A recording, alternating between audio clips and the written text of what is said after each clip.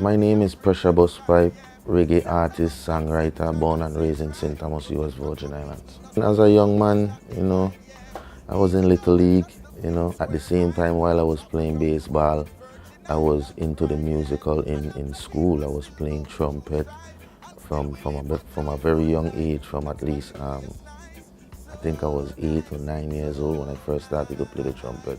When I got to 6th grade, I started playing steel pan with the Rising Stars.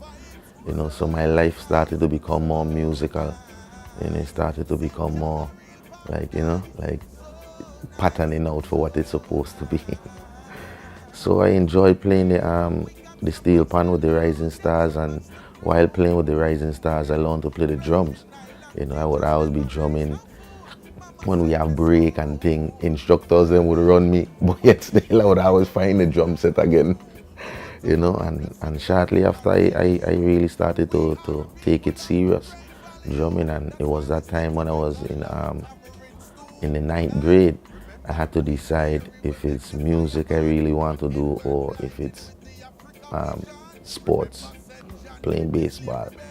And my heart was with music, but it was like a fighting force between trying to do music and staying focused in school with academics and stuff like that. And I couldn't get it together. It just wasn't working out. So my mother sent me away to live with my uncle because she felt I would stay more focused with my academics. I decided to start writing music. I decided to start furthering in my vocals and singing and seeing how that go.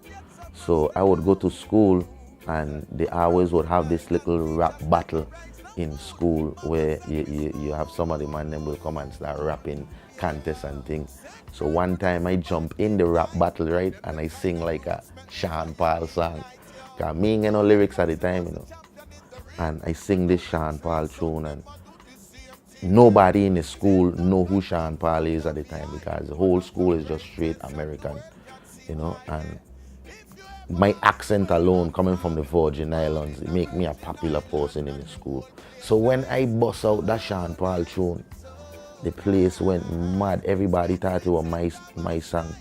And I say, something? Everybody start coming to me and be like, yo, you need to come with us. We're trying to get you in the studio, bro. We got this little studio down in the projects, man. We could go down there, record. I was like, look, my uncle ain't gonna let me go.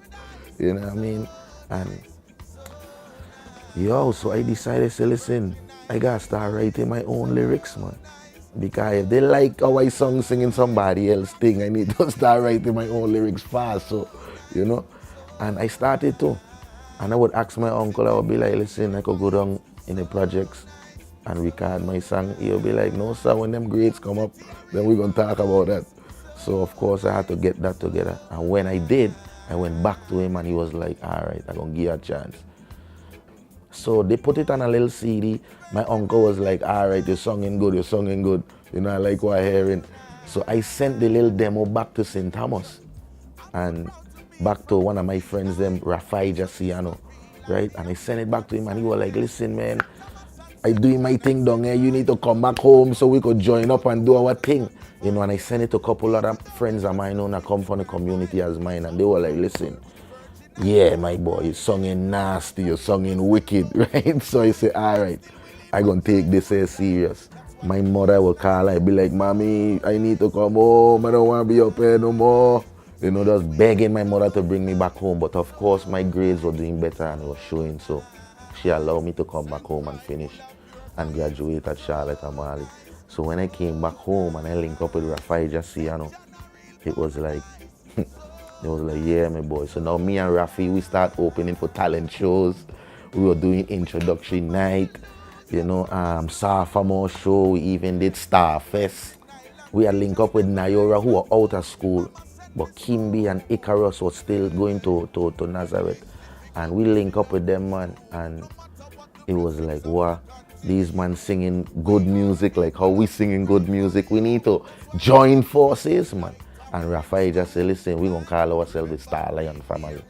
And after that, I decided I wanted to start work on some solo projects. So I linked up with Dean Pan over in St. Croix. So when I linked with him, he was interested in trying to work with me too. So we decided we were going to put out an album, and that first album was called The Pressure Is On. And that album got a lot of great recognition throughout the island. Throughout St. Thomas, St. Croix, it was playing, and the radio stations heavy. At the time, Dean Pan was living in Miami too. He was working out at Guitar Center. So Dan Carlian would come there to buy his Pro Tools and his equipment and whatever programs he need and stuff like that. And Dean Pan gave him a copy of the album, and he listened to the album, and from then he contact me and said, listen, I want to do some work with you. I was like, who this? He said, Dan Carlian. I said, who Dan Carlian? I start listing out the tune name. This Dan Carlian? The man say, yeah man, me. I said, wow. It's a blessing to talk to you, man. You do so much great works. I love all the works you do, and it was just a great feeling. And he said, listen, I want to do an album with you, you know. He wasn't even talking about just one song. He was saying, listen, I want to do an album with you. So I was like, wow. So he sent me the rhythms. It was like 13 rhythms. And I went through the first rhythm. The rhythm was tough. I went to the second rhythm, and that rhythm was the rhythm of love and affection. So we sent it to Dan after I recorded the song, and Dan was like amazed. He was like, listen, I need you to come to Jamaica. I need you to come down here.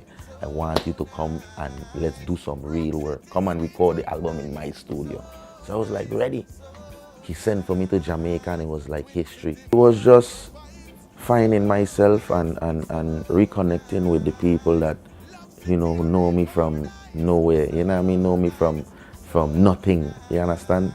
And reconnecting with them meaning coming back home to the Virgin Islands and showing the people that, you know, Pressure in Ghana is the same old Pressure, you know, nothing ain't changed. We see him in Pueblo the other day, you know, he went Kmart, you know what I mean, nothing don't change, and nothing has ever changed. It's just that the music just keep getting, I get more wiser, and we sing more things about what we learn across the world.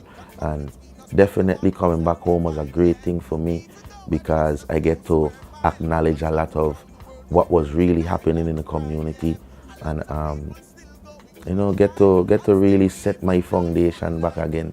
You know, at the time when I decided to do that, I linked up with TP, of course, and me and TP decided we're going to work on an album. I said, why not? Let's do it, you know. So I would fly back and forth to St. Croix and record the album.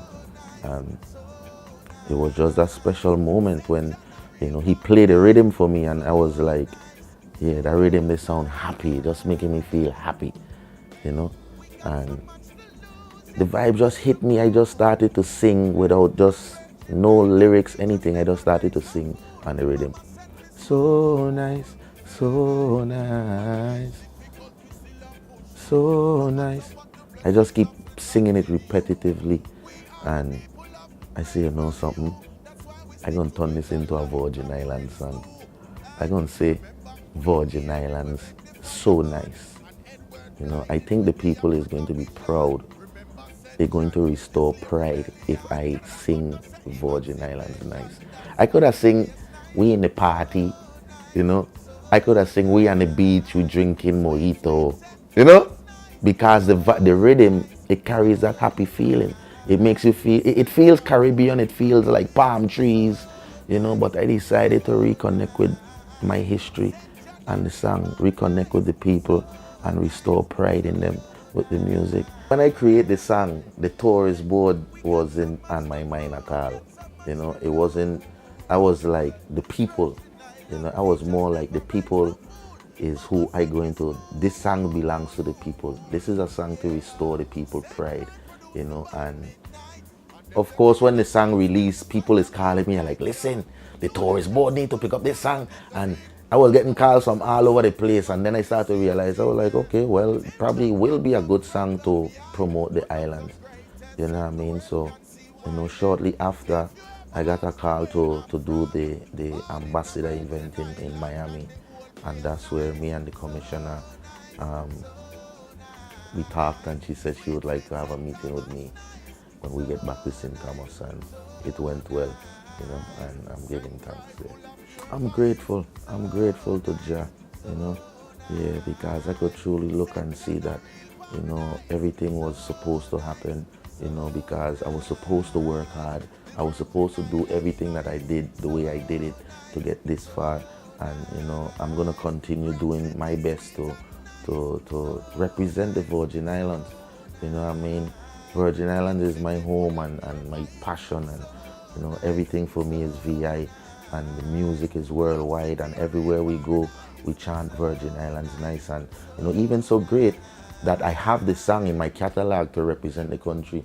Before I just had songs, love songs, reality songs, but now I have a song to really sing when I go across the world and represent the country, which is a step, which gives me a chip on my shoulder too.